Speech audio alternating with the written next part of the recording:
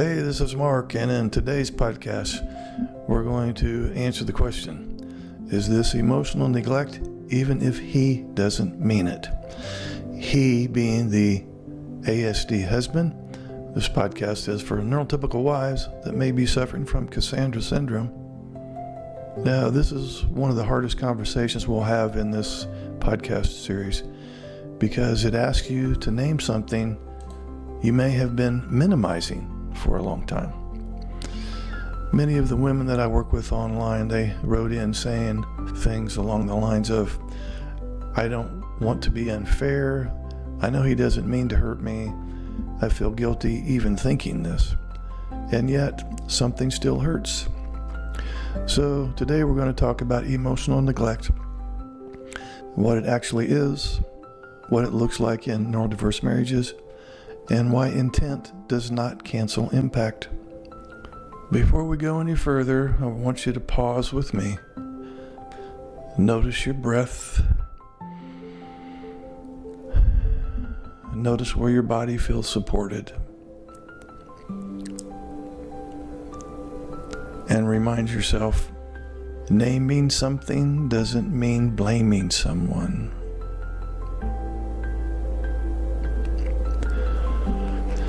The questions in this episode came from women who were, quite honestly, afraid that using the word neglect might make them cruel or ungrateful.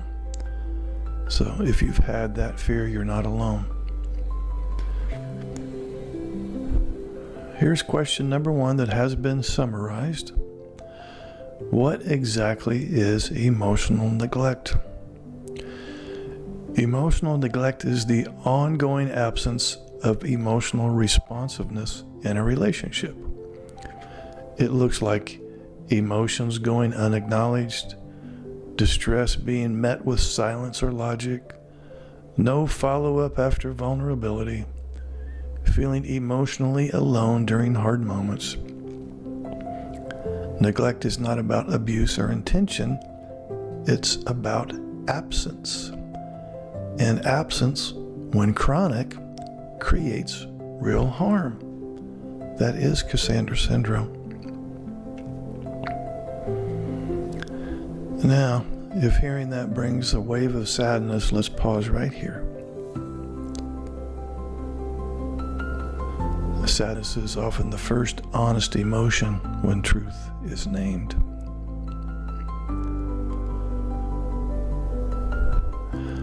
One listener wrote, I feel bad even when using this word. Question number two, that's been summarized. Can something be neglectful if it's unintentional? Yes. Intent does not erase impact. For example, a child can be unintentionally neglected. A partner can be unintentionally neglected. A need can go unmet without malice and still cause pain. Autism may explain why emotional responsiveness is limited, but it does not change what it feels like to live without it. Both realities matter. Now, if you feel torn between compassion and hurt, let's pause right here.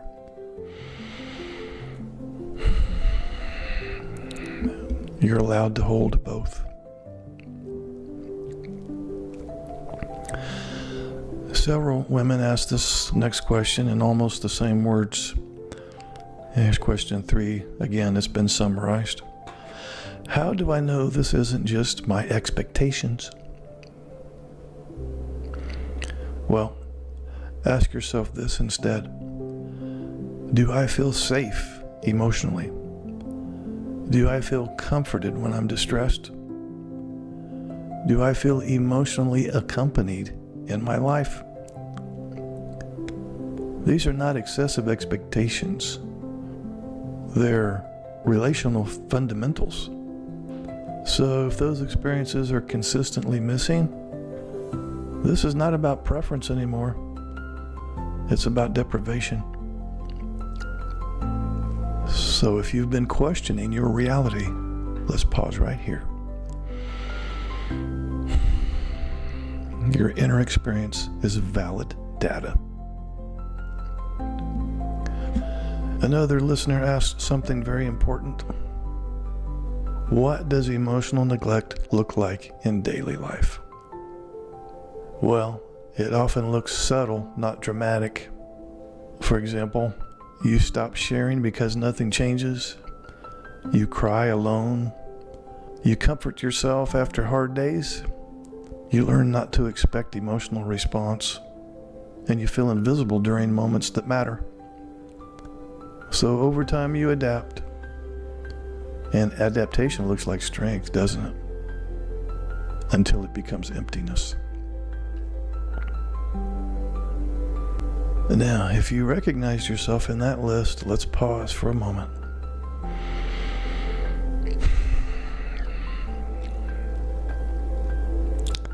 Adaptation is not consent. Many women asked this next question with fear. Question 5. Is it wrong to feel angry about this? No. Anger is not cruelty. Anger is boundary awareness. It often shows up when sadness has been ignored for too long. Anger doesn't mean you want to punish your ASD husband. It means something inside you knows this isn't sustainable.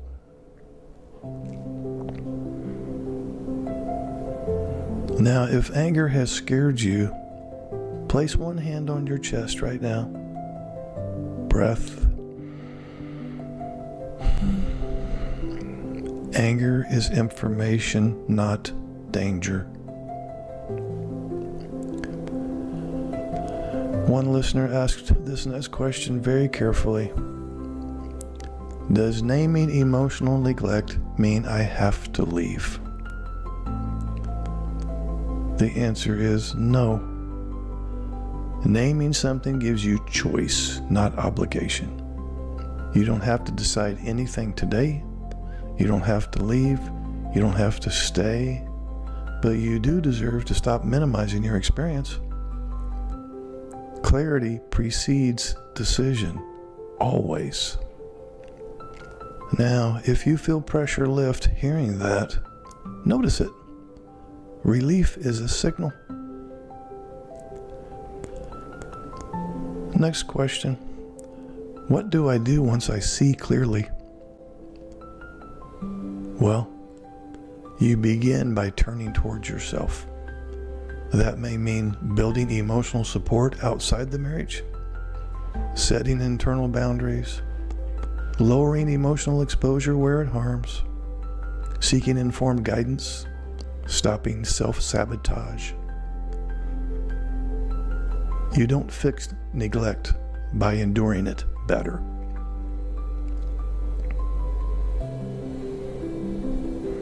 Now I've got some reflection questions for you.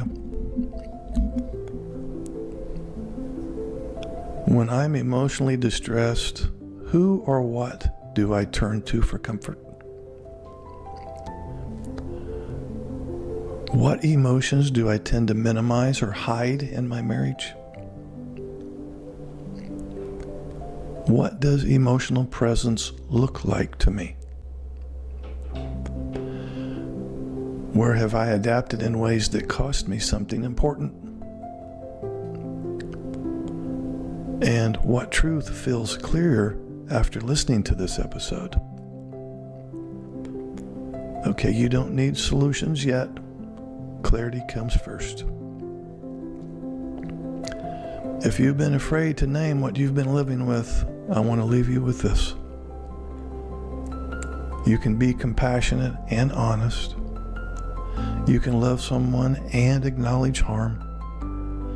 You can understand autism without disappearing yourself. Now, in the next episode, we're going to talk about empathy differences and why your autistic husband seems cold when you're hurting and what that really means. Until then, be gentle with yourself Naming the truth is not betrayal, it's self-respect. Like, subscribe, comment below. I respond to all comments, and I'll see you in the next episode. Hey, this is Mark, and in today's podcast, we're going to answer the question for all the NTYs out there with Cassandra syndrome. Am I too sensitive, or am I emotionally starving? So many women that I work with say some version of this. I don't know what's wrong with me, but I cry more than I used to. So if you found yourself feeling more emotional, more reactive, more fragile than you remember being in times past, then this podcast is for you. Being told, perhaps by your ASD husband, that you're too sensitive can slowly dismantle your self-trust. And over time, that message can hurt more than the loneliness itself. So today we're going to talk about emotional sensitivity versus emotional starvation and how one often gets mistaken for the other. Now, before we go further, I want you to take a deep breath. Notice where your body is supported. Notice that you're here listening, trying to understand yourself.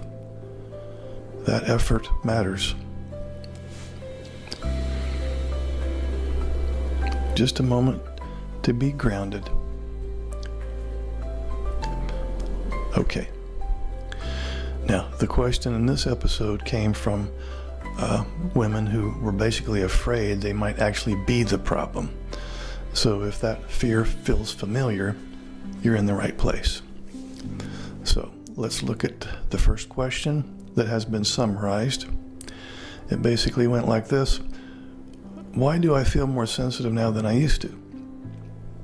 Well, the answer is because prolonged emotional deprivation heightens emotional reactivity. When emotional needs go unmet over time, your nervous system becomes hyper alert, not because you're fragile, but because connection has been uncertain. Small moments start carrying heavy meaning. For example, a neutral tone feels rejecting, silence feels like abandonment, missing bids feel devastating. This isn't sensitivity, it's emotional hunger, and hunger always intensifies the response to scarcity. If this describes you, pause right here and say gently to yourself, my reactions are telling a story. My reactions are telling a story. Now, several women asked this next question with a lot of shame. And again, this question has been summarized. Why does he say I'm overreacting? Okay, because he's responding to volume, not context. Your spouse on the autism spectrum often assesses emotional situations based on observable intensity, immediate logic, and efficiency. He doesn't automatically register the history behind your emotions. So when years of unmet needs pour out in one moment, he sees an overreaction while you're expressing accumulated pain. The issue isn't exaggeration, it's compression. So let's take another grounding moment. If you've been minimizing yourself to avoid being seen as too much, pause right here. You're not too much. But here's what is going on.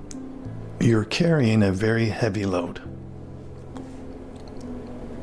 Another listener wrote, I used to be calm, now I feel like I'm unraveling. And here's a question related to that general mindset. Why do I feel like I'm losing emotional control? Okay, because emotional regulation requires emotional safety. When your inner world is consistently unseen, your nervous system stays activated. This leads to tears that come easily, irritability, anxiety, emotional exhaustion, a sense of internal chaos. You're not regressing, you are depleted. Now, self-regulation isn't something you fail at, it's something that erodes when support is absent. Now, another grounding moment. If you feel overwhelmed, bring your attention to your breath right now. Nothing needs to be solved right now. Okay. Many women asked this next question quietly, almost afraid of the answer. How do I know if my needs are reasonable? Okay. Well, a need is reasonable if it's about emotional safety, if it involves being seen and responded to, and if it does not require someone to become a different person.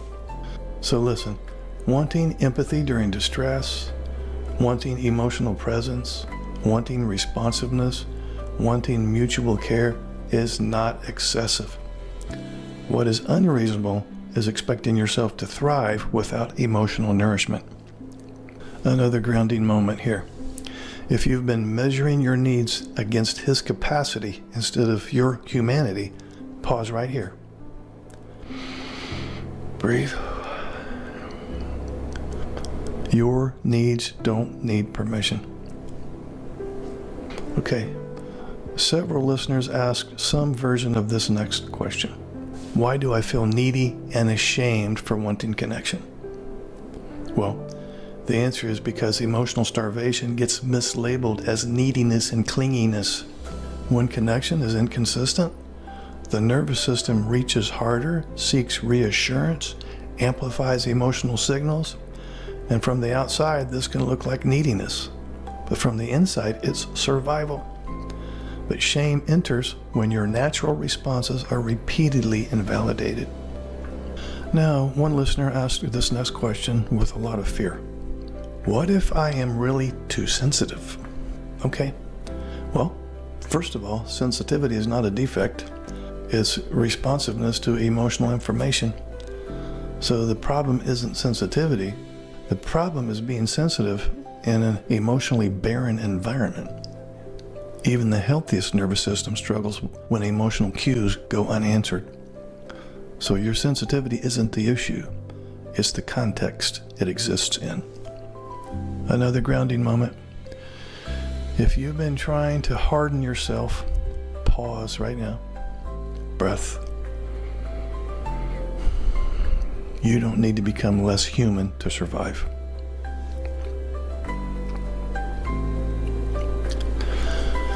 The next question, which I have summarized, is this. What should I do with my emotions now? Okay. You want to start believing them. Not necessarily acting on them, not explaining them, not suppressing them, just acknowledging something in me needs care. Emotions are instructions, they're information, and right now your emotions are telling you something important. So if you've been told you're too sensitive, you're whiny, clingy, let me offer a different perspective. What if you're not sensitive, but you're starving? What if your tears are signals, not flaws? What if your emotions are asking for honesty, not suppression? Now, in the next podcast, we're going to be talking about why trying to talk things through often makes things worse and what actually happens beneath those conversations. So until then, be gentle with yourself. Know that you are not broken. You are responding to a lack of emotional nourishment. Like, subscribe, and comment below. I'm interested in hearing some of your self-care strategies that are working for you. This is Mark Hutten. I'll see you in the next podcast. Hey, this is Mark, and welcome to today's podcast. Today we're going to talk about why talking makes things worse and what's really happening.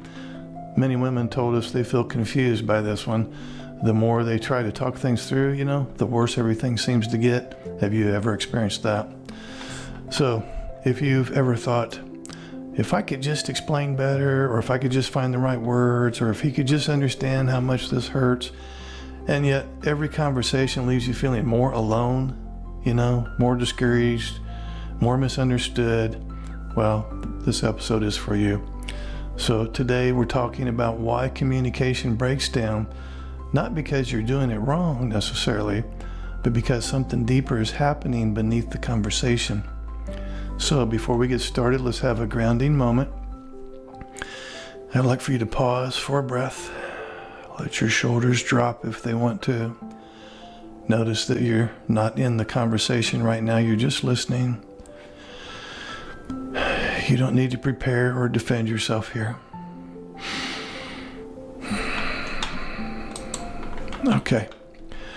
The questions in this episode came from women who said something along the lines of, every talk ends in silence, shutdown, or defensiveness, and I don't know why. So if that feels familiar, you're not alone. So here's question 1, and this has been summarized. Why does every emotional conversation end badly? Well, the answer is because you and your ASD husband are often having 2 different conversations at the same time.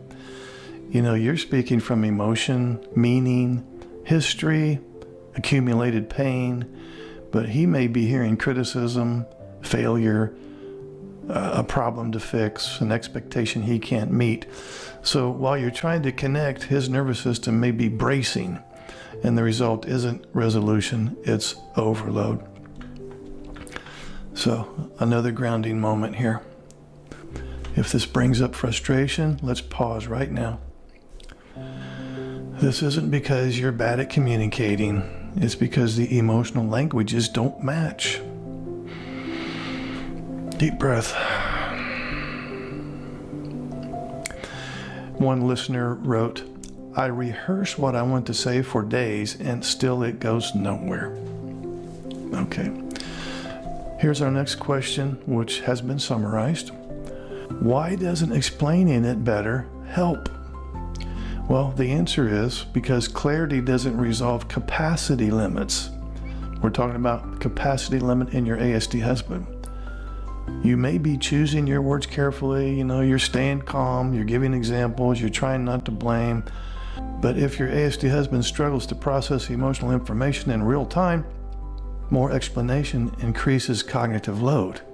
That doesn't increase understanding. So what feels like clarity to you can feel like pressure to him, and pressure leads to shutdown. You've been living it. Okay, let's have another grounding moment. Breath. If you feel tired just hearing this, notice that. That tiredness reflects how much effort you've already put in. Now, many women asked some version of this next question. Here's question number 3 that has been summarized. Why does he get defensive when I talk about my feelings? Well, because feelings often sound like judgment to a literal nervous system, which your ASD husband has. Even statements like, well, I feel lonely, or I feel unseen, or I need more connection can be interpreted by him as you're failing, you're doing something wrong, you're being blamed. So defensiveness isn't always refusal, it's often self-protection. That doesn't mean your feelings are wrong, it means the emotional message is being translated differently. So if you've been softening, shrinking, or filtering your feelings to avoid defensiveness, let's pause right here. Your truth matters, even if it's hard to hear. Another listener wrote, he shuts down, I panic. That takes us to question number 4 that has been summarized. Why does his shutdown feel so devastating? Because shutdown feels like abandonment to you. It feels like abandonment to an attachment-oriented nervous system. So when he goes quiet, disengages, or retreats, your body doesn't experience neutrality. It experiences disconnection. It experiences loss. So your nervous system escalates, seeking reassurance, response, or repair, and that escalation often deepens the shutdown. This creates a panic cycle. You reach, he withdraws, you panic, he shuts down more. Now, if you recognize this pattern, let's pause again. Deep breath. You're not needy. You're responding to disconnection. Now, several women asked some version of this next question with a lot of self-doubt. Here's question 5. Should I just stop talking about my feelings? Well, not exactly. But how and when you talk about your feelings does matter. Silencing yourself leads to resentment and loss of self. Constant emotional pursuit leads to burnout. The goal isn't silence or pressure, it's self-containment. This means not processing everything with your ASD spouse, choosing emotional safety over emotional urgency, building outside emotional supports, recognizing when conversations aren't productive. So talking less isn't giving up, it's conserving yourself. Now, if this feels relieving instead of sad, pay attention. That relief is information. Now, one listener asked this question with a lot of pain. Why do I feel rejected even when he says he's not rejecting me? Because emotional rejection is felt, not reasoned. Words don't override experience. You may hear from him, "I'm not trying to hurt you," but your body registers no response, no comfort, no attunement. And the nervous system believes what it experiences, not what it's told. That doesn't make you irrational, it makes you embodied. Now, if you've been telling yourself you shouldn't feel rejected, let's pause right here. Breath.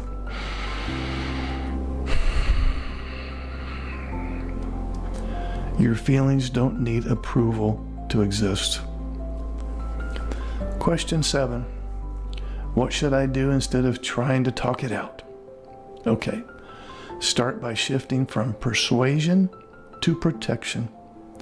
Instead of asking, how do I make him understand me? Begin asking, how do I keep myself emotionally steady? And that may include shorter, clearer communication.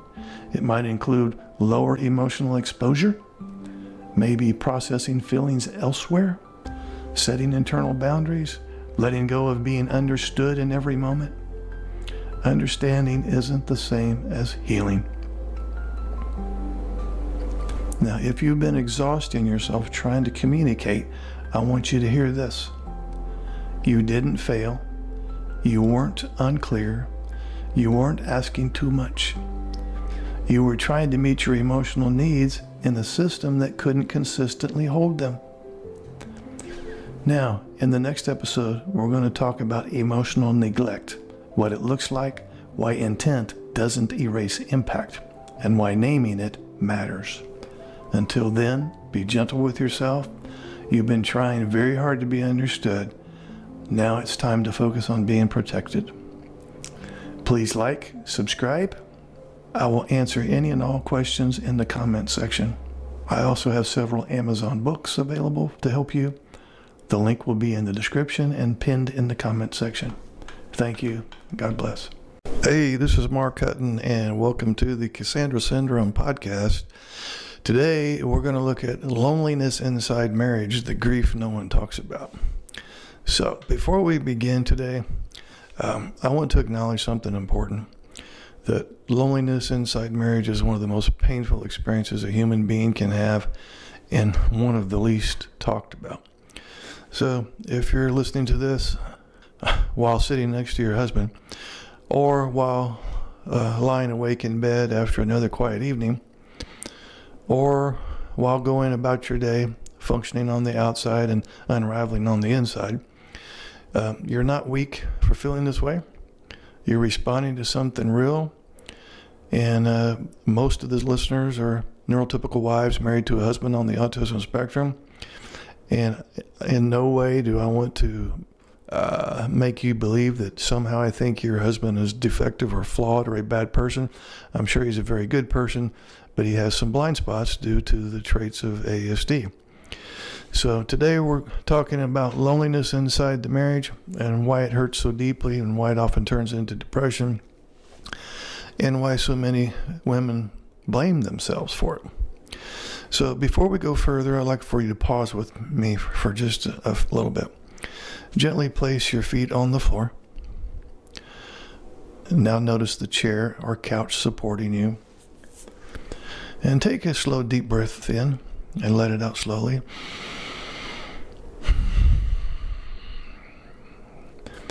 You don't need to brace yourself here. You're allowed to soften, okay? Okay. Nice deep breath. The questions in this episode came from women who said things like, I feel embarrassed admitting this, and I don't even know how to explain what I'm missing.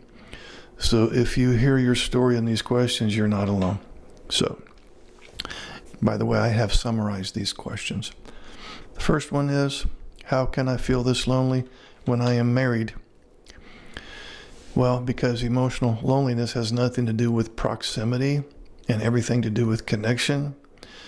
You can, share a home, a bed, children, routines, responsibilities, and so on, and still feel deeply alone when your inner world has no witness. So in many neurodiverse marriages, conversations stay practical, emotional moments pass without response, pain is met with silence, logic, or discomfort from your ASD husband. There's no shared emotional space, and over time, that marriage becomes just functional but not relational. In other words, the two of you function a particular way, but there's not emotional reciprocity involved. And the loneliness you feel isn't imagined, it's the grief of missing emotional presence. So, having heard that, if you feel a heaviness in your chest right now, just notice it. The heaviness isn't weakness, it's longing, and longing tells the truth. So some of this information in these podcasts are hard to hear. So, okay, another deep breath.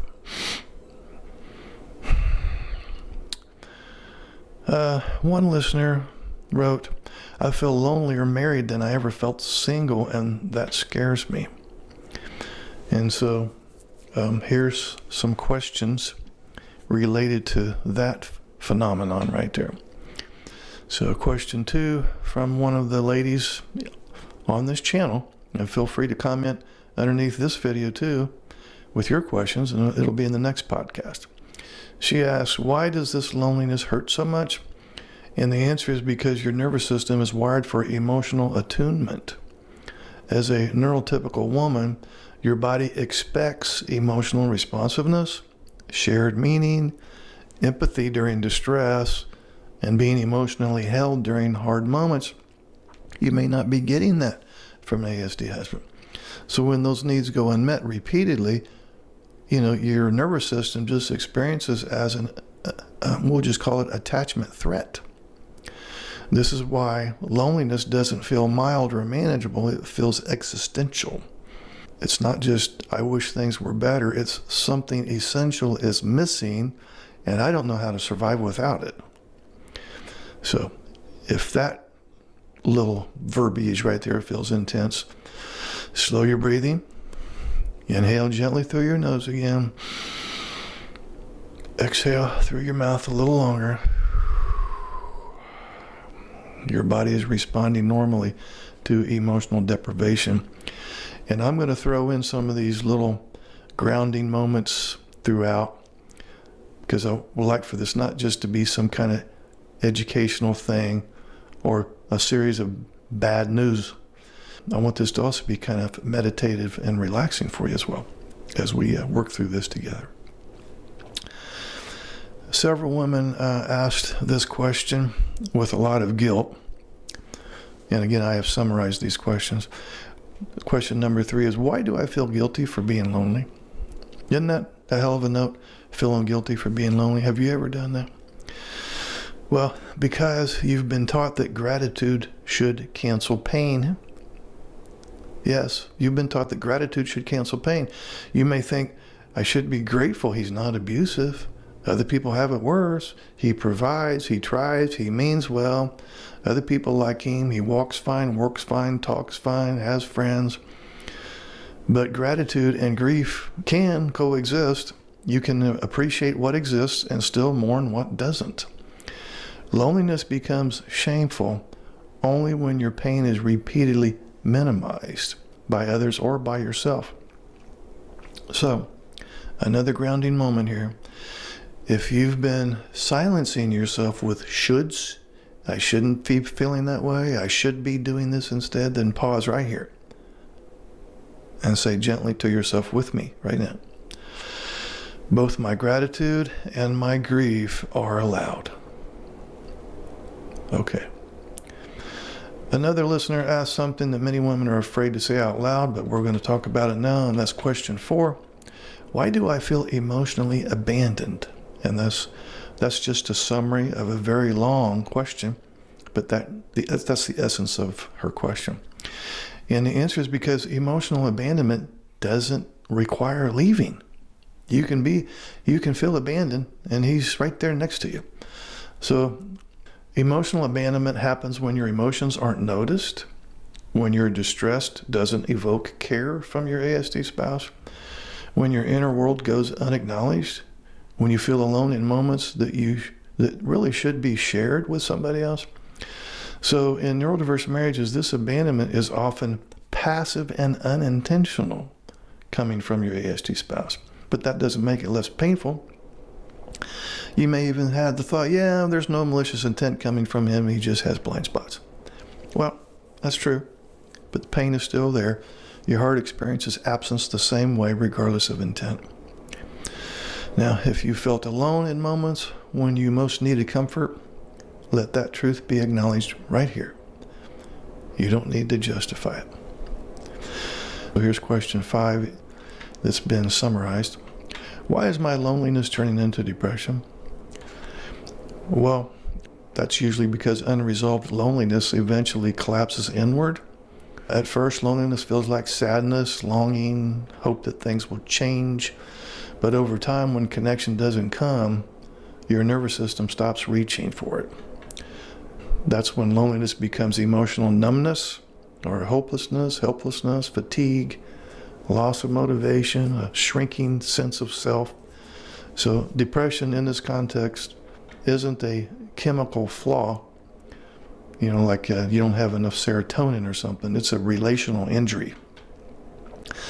So if you have felt flat, empty, or disconnected, let's pause right here. That's not failure, that's exhaustion. Okay? Now, one commenter on the YouTube channel asked this question, why can't I just accept this and move on? I get that question a lot. Because acceptance without emotional nourishment feels like self-abandonment. Let me rephrase that. Acceptance without emotional nourishment feels like self-sabotage, or that something is being erased. You may have tried lowering expectations, staying busy, focusing on the kids, numbing out, telling yourself this is just how it is, this is how my life is going to go, I didn't sign up for this marriage, but I'm stuck in it anyway, and so on and so on. But your attachment system doesn't just shut off because logic tells it to. You can adapt, but adaptation has a cost, and that cost is often losing yourself. So, if you feel tired of trying to adjust, let that be honored. Right here. You've been bending for a long time. Next question. Is it okay to admit I miss being emotionally close to someone? Well, yes, of course. Missing emotional intimacy doesn't make you disloyal, it makes you honest. So you're not longing for drama, you're longing for shared emotional presence, and you're not getting that from the ASD spouse. Not because he doesn't want to give you that. He has emotional blindness and mind blindness and doesn't really have the social and emotional intelligence to deliver. And that longing is not a betrayal of your marriage. It's information about what your heart needs. Okay, so if today's episode stirred something deep, I want you to hear this. Loneliness inside marriage is real. It's painful, and it deserves compassion, not dismissal. Now, in the next episode, we're going to talk about being told you're too sensitive. How many times has that happened? your ASD husband has said, well, you're just overly emotional or too sensitive, or why can't we just move on? So we're going to talk about being told you're too sensitive and how emotional starvation gets mislabeled as emotional neediness or clinginess. So until then, be gentle with yourself. Your loneliness is not a personal failure. It's a signal, and it's asking to be heard. So we'll see you on the next podcast. Thanks for watching. This is Mark Hutten. Hey, this is Mark Hutten, and welcome to today's podcast. And the title of this podcast is going to be, When You Feel Alone in Your Marriage, Real Answers for Wives Living with Cassandra Syndrome. So if you're listening to this and wondering, is it just me? I want you to know right now, it is not just you. Many women in neurodiverse marriages live with a quiet kind of grief. You're married but emotionally alone. You talk but feel unheard. You reach but there's no response. You may have been told by your ASD husband that you're too sensitive, too emotional, too needy, or worse, that you're imagining things. So this podcast is for the neurotypical wife who's exhausted from explaining herself, who's aching for emotional connection, and who's slowly disappearing inside the relationship. So today I'm going to read some real questions that I've got from various emails and comments underneath my videos from women just like you. And I'm going to try to give honest, grounded answers that name what's actually happening and what you can do next. So without further ado, first question is, why do I feel so lonely when I'm married? Well, that's usually because emotional loneliness is not the same as physical loneliness. In other words, you can share a house, a bed, children, finances, and so on, and still feel profoundly alone when emotional reciprocity is missing. So in many marriages affected by ASD, and we're talking about ASD level 1, I'm sure your husband is highly intelligent, general IQ-wise, has high logical intelligence, and so on. But having said that, most marriages affected by ASD level 1, the emotional signals aren't picked up by your ASD husband. Empathy doesn't show up in the ways that you would expect as a neurotypical wife. Conversations stay factual and logistical and problem focused and so on. And your inner world goes unseen. Now we're talking about mind blindness and emotions blindness stuff there. So over time, this creates what I call relational starvation. You have to have relationship and emotional reciprocity. It's not an option. It's right up there with water, food, shelter, and so on. And I'm not saying your husband doesn't have any emotions, but he could go all year and not talk about emotions. So your nervous system as a neurotypical wife is wired for emotional attunement, not just coexistence. So when your bids for connection are repeatedly missed, ignored, or misunderstood, your body interprets that as abandonment. And why wouldn't it? Even if your husband has no intention of abandoning you. So your loneliness is not a character flaw, it's a biological and emotional response to unmet attachment needs. We got another question here. Why does he act like my feelings are an inconvenience or a problem to solve? Okay, well, if he's like most of the other ASD husbands I work with, this is because he likely experiences emotions as data, not shared experience. Many autistic men are not emotionally avoidant, they are emotionally literal. In other words, they look for cause, solution, and fix. But when you share feelings, you're not asking for a solution in most cases, you're just asking for presence. But here's the painful gap that goes on there. You speak in emotion, he listens for information.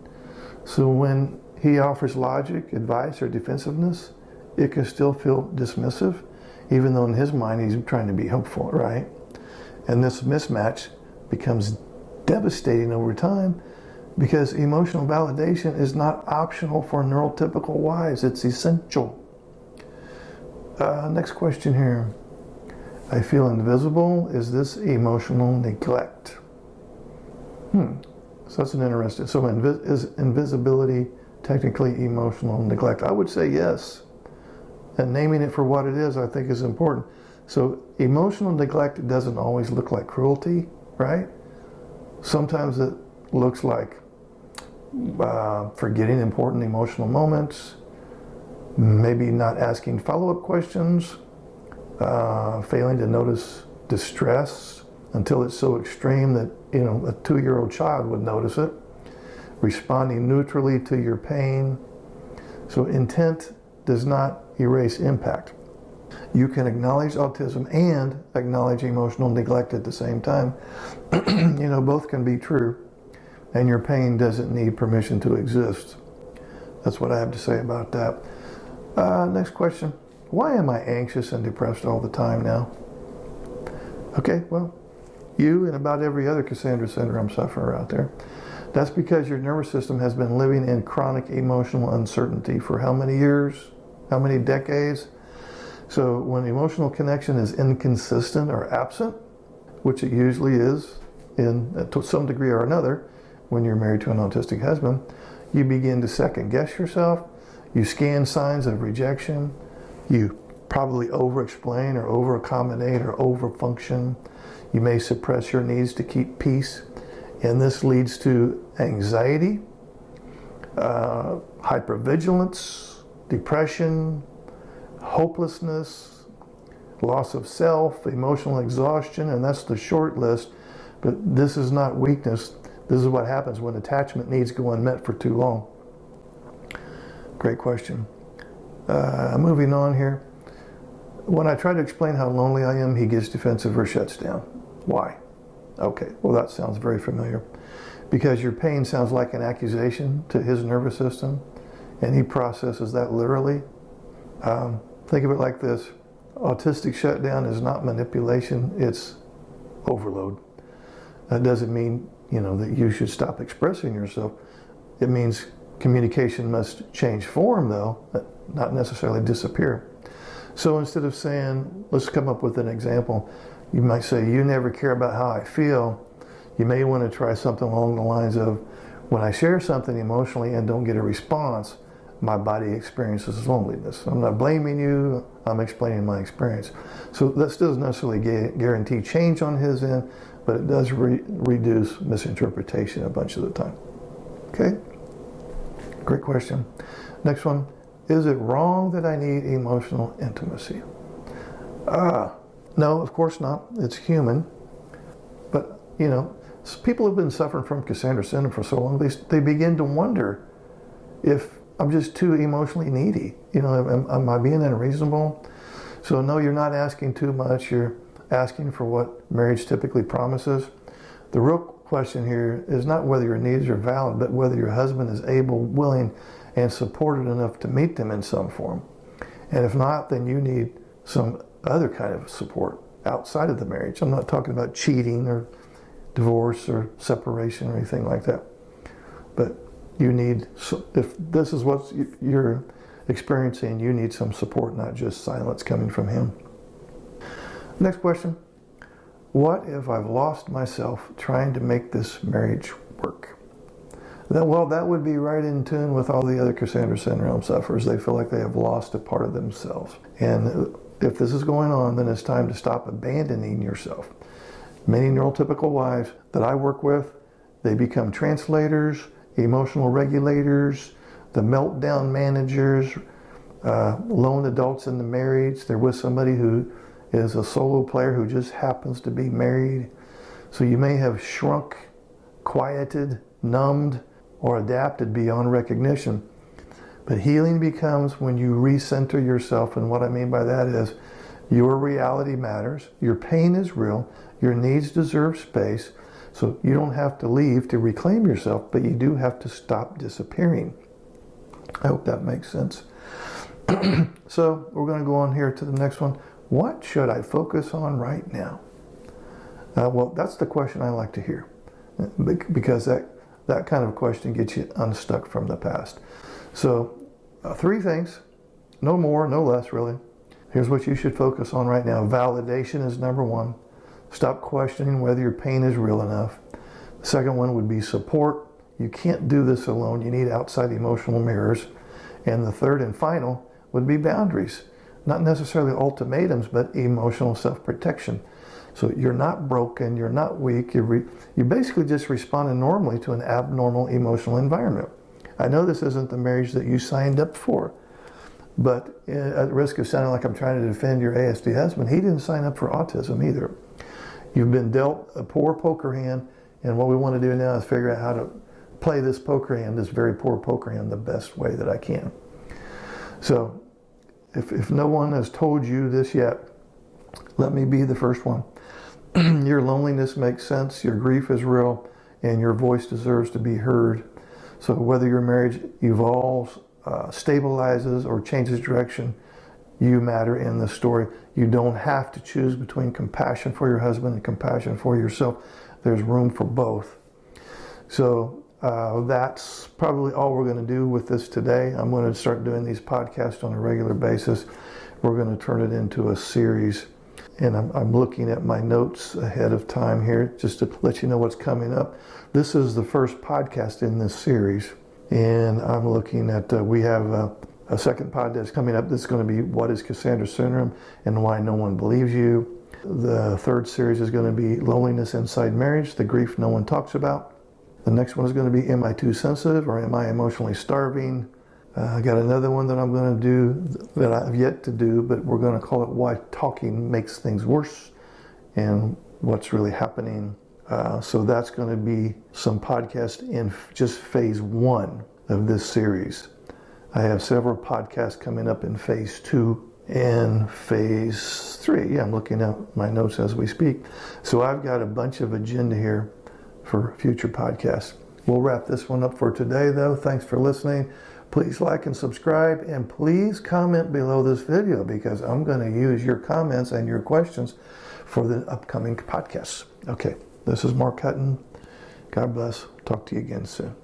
If you are a neurotypical wife in a marriage with an ASD level 1 husband, and you feel like you're suffering from Cassandra syndrome, then there's going to be a link below this video in the description area and also pinned in the comment section that will take you to my Cassandra Syndrome recovery group. We meet 1 hour a week for 4 weeks. I hope to see you in that group.